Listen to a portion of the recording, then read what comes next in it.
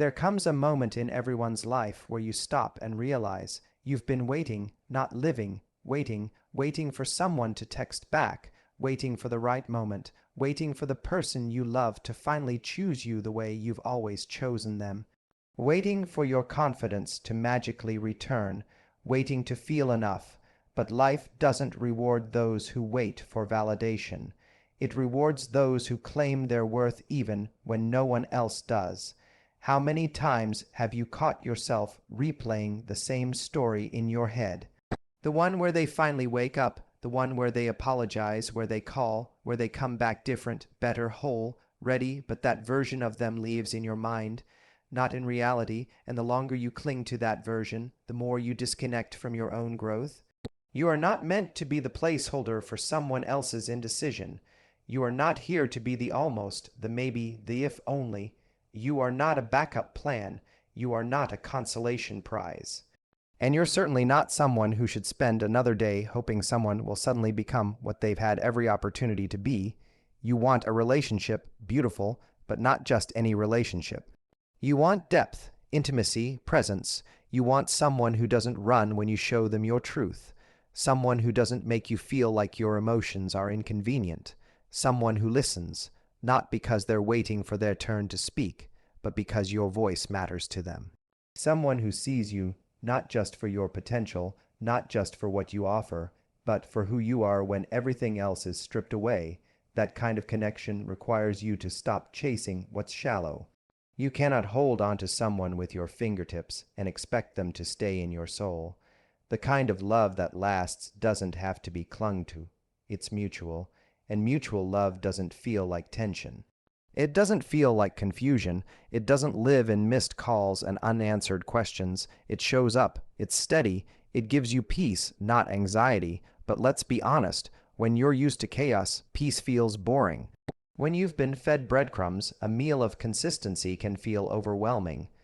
When you've survived on fragments of affection, true love can feel too much, too soon. That's why healing is so important. Because if you don't heal, you'll keep mistaking being triggered for being in love. You'll confuse intensity with compatibility. You'll mistake emotional unavailability for mystery. You'll romanticize inconsistency and call it passion. Healing teaches you the difference. Healing reminds you that real love doesn't make you guess. It doesn't weaponize silence. It doesn't punish vulnerability. It doesn't vanish when it gets uncomfortable. But the first person you need to give that kind of love to is yourself. You can't demand presence from someone else when you abandon yourself every time you're alone. You can't ask someone to honor your truth when you keep denying it just to keep them around. You can't expect someone to see your worth when you're constantly proving it instead of living it. Flirting becomes a dance of power when you no longer tie your identity to whether someone flirts back. It's no longer about getting a response, it's about expression. It's not about playing games. It's about showing up with open energy but unshakable standards. You can be soft and still be strong. You can be kind and still have boundaries. You can be open and still protect your peace. And yes, sometimes that means walking away when everything in you wants to stay, not because you don't love them, but because you love yourself more than the version of you that has to beg for love. The version that waits for half effort, the version that lowers the volume of your needs just to keep someone's attention. The moment you stop needing them to choose you is the moment you start truly choosing yourself. And when you do that, something shifts. You become magnetic, not because you're trying to impress, but because you're unapologetically whole. You stop flirting from a place of lack and start connecting from a place of joy. You start attracting people who don't need to be convinced of your value. They already see it, they already respect it, they already meet it. But let's go deeper. What if the reason you struggle with flirting or dating or being confident in love isn't because you're not attractive or interesting or enough, but because you've internalized too many stories about what it means to be wanted?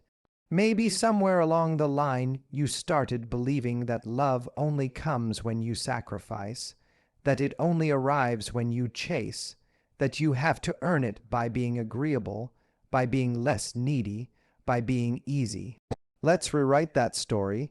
You don't have to be less. You don't have to dim. You don't have to shrink. You don't have to silence your voice or your opinions or your heart. You don't have to flirt in a way that feels fake.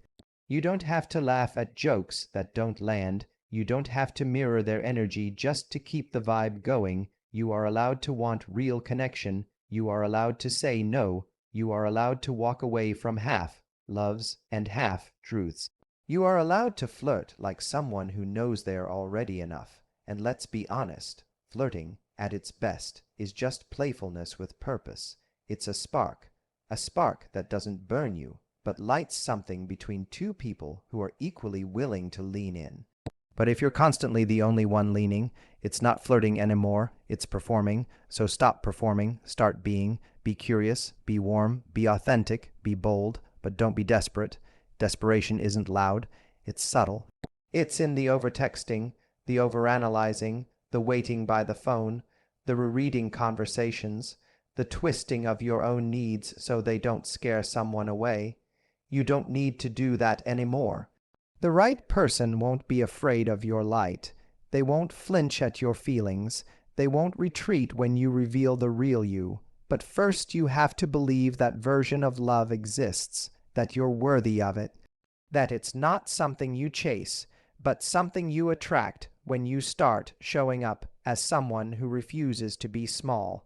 Flirt with life the way you want someone to flirt with you, boldly, bravely, with no fear of being too much, because the truth is, someone out there is praying for someone exactly like you, not a watered-down version, not a performance, the real you, the one who laughs loud, who loves hard, who feels deeply, who dares to dream, but they'll never find you if you're hiding behind fear, if you're constantly adjusting to fit someone else's preferences, if you're silencing your magic so someone else feels more powerful.